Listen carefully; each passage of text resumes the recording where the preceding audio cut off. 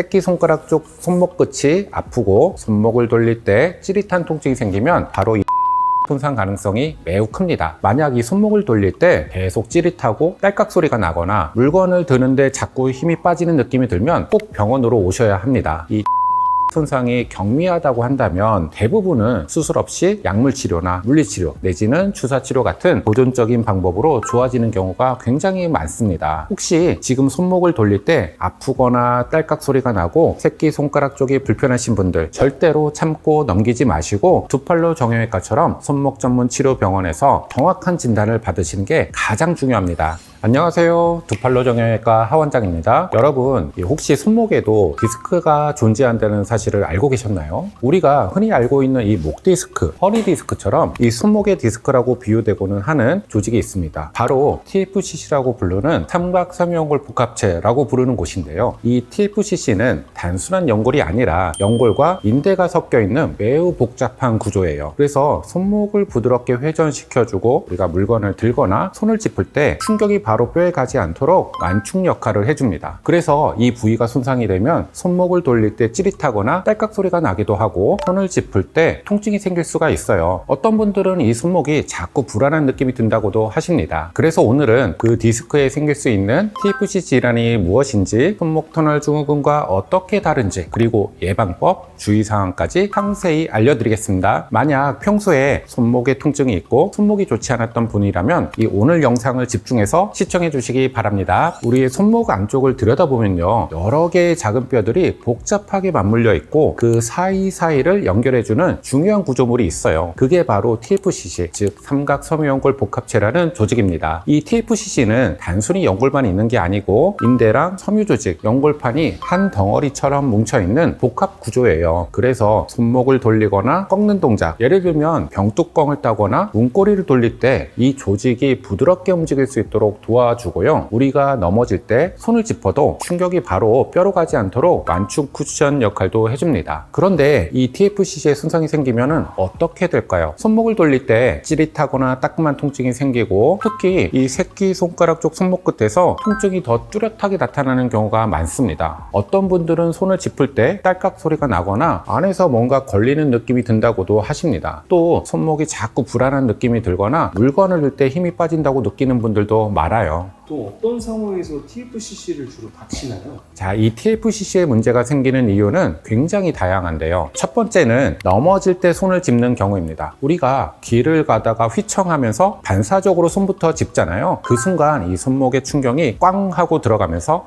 TFCC가 찢어지거나 눌릴 수가 있어요. 두 번째는 이 손목을 반복적으로 돌리거나 꺾는 동작을 자주 할 때예요. 예를 들어서 병뚜껑을 자주 따야 하시거나 손목을 비트는 작업을 자주 하는 직업, 그리고 웨이트 트레이닝 같은 운동을 자주 하시는 분들한테서도 증상이 자주 생깁니다. 보통 손목 끝에 새끼손가락 쪽 방향이 콕콕 쑤시고 아프다거나 손목을 돌릴 때 찌릿하거나 따끔하게 아프다는 표현을 많이 하세요. 딸깍하는 소리가 나거나 뭔가 안에서 걸리는 느낌, 또 미끄덩하는 느낌이 들어서 손목이 좀 불안정하다고 느끼시는 분들도 많습니다. 그럼 이 TFCC가 손목 터널 증후군이라는 증상이 어떻게 다른가요? 손목 터널 증후군은 손목 안쪽을 지나가는 정중신경이 눌러서 생기는 신경질환이고요. 주된 증상은 저림이에요. 특히 엄지, 검지, 중지, 그리고 약지의 반 정도까지 저리고 감각이 둔해지는 느낌이 많이 듭니다. 밤에 주무시다가 저려서 깨는 분들도 정말 많아요. 반면에 TFCC는 저림은 거의 없고 통증이 중심이에요. 새끼손가락 쪽 손목 끝이 아프고 손목을 돌릴 때 찌릿한 통증이 생기면 바로 이 TFCC 손상 가능성이 매우 큽니다. 자, 그래서 쉽게 정리하면요, 손목을 돌릴 때 아프고 새끼손가락 쪽이 찌릿하면 TFCC 손상, 그리고 손저림, 감각 이상이 중심이면 손목 터널 증후군, 이렇게 구분하시면 됩니다. 이 통증 부위와 양상이 서로 다르기 때문에 내가 아픈 게 어떤 질환이 의심되는지 헷갈리지 않도록 구분이 필요합니다. 자, 그럼 이제 이런 손목 질환을 예방하려면 어떤 걸 조심해야 할까요? 제가 TFCC 손상을 막는 4가지 생활 습관으로 정리해서 알려드리도록 하겠습니다. 첫 번째는 손목을 너무 꺾거나 비트는 동작을 줄이는 것입니다. 우리가 무거운 물건을 들 때 손목을 꺾어서 드는 경우가 많아요. 그럴 때는 이 손목이 꺾이지 않게 팔이랑 손목이 일직선이 되도록 유지를 해주세요. 그리고 이 손목에만 힘을 주지 말고 팔 전체, 특히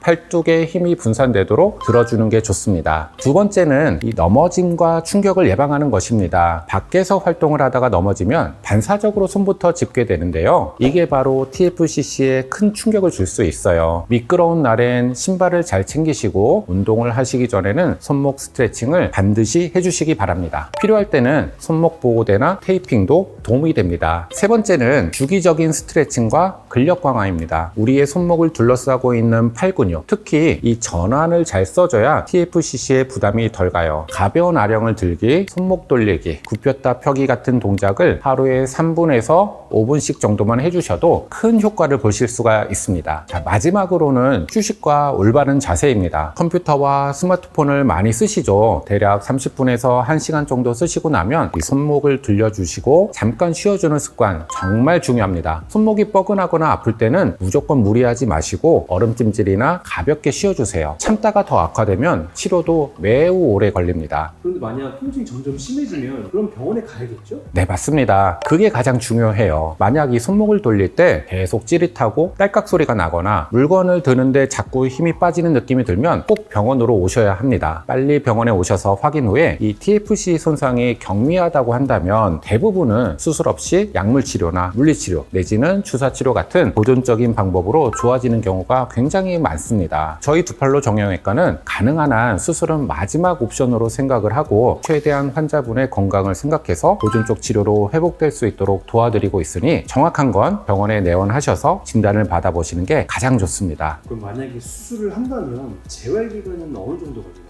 우리 두팔로 정형외과 같은 경우에서는 내시경을 이용한 최소 침습 수술로 진행을 하기 때문에 수술 후 바로 다음 날부터도 가벼운 일상생활은 가능하세요. 그래도 무리한 동작이나 힘을 많이 쓰는 활동은 수술 후에 6주 내지 8주 정도는 피하시는 게 좋고 그동안 병원에서 시행하는 재활 치료를 차근차근 따라가면 회복이 정말 빠를 거예요. 걱정하지 마시고 병원에서 안내드리는 대로만 잘 따라오시면 됩니다. 자, 오늘은 이렇게 손목 디스크라고 불리는 TFC 질환에 대해서 알려드렸습니다. 혹시 지금 손목을 돌릴 때 아프거나 딸깍 소리가 나고 새끼손가락 쪽이 불편하신 분들 절대로 참고 넘기지 마시고 두팔로 정형외과처럼 손목 전문 치료 병원에서 정확한 진단을 받으시는 게 가장 중요합니다. 저희 두팔로 정형외과는 이 손목, 손, 팔 치료에 특화된 병원이고 TFCC뿐만 아니라 손목 터널 증후군, 건초염, 결절종 같은 손질환을 전문적으로 보고 있어요. 그러니 지금 만약 이 손목에 통증이 있으셔서 상담이 필요하시다면 아래 댓글을 통해서 상담 문의 주시거나 병원에 연락 주시면 저희가 친절히 안내해 드리도록 하겠습니다. 손목은 조금만 아파도 일상생활에 큰 지장이 생기니까 미루지 마시고 미리미리 치료하고 예방하시길 바랍니다. 추가로 손목 터널 증후군에 관련된 영상이나 정형외과 과잉진료 피하는 법에 대한 영상이 궁금하시다면 이 영상들을 보시면 됩니다. 오늘 영상이 유익하셨다면 좋아요와 구독 꼭 부탁드리고 궁금하신 점은 댓글로 달아주세요. 지금까지 여러분의 두 팔에 날개를 달아드리는 두팔로 정형외과 하원장이었습니다.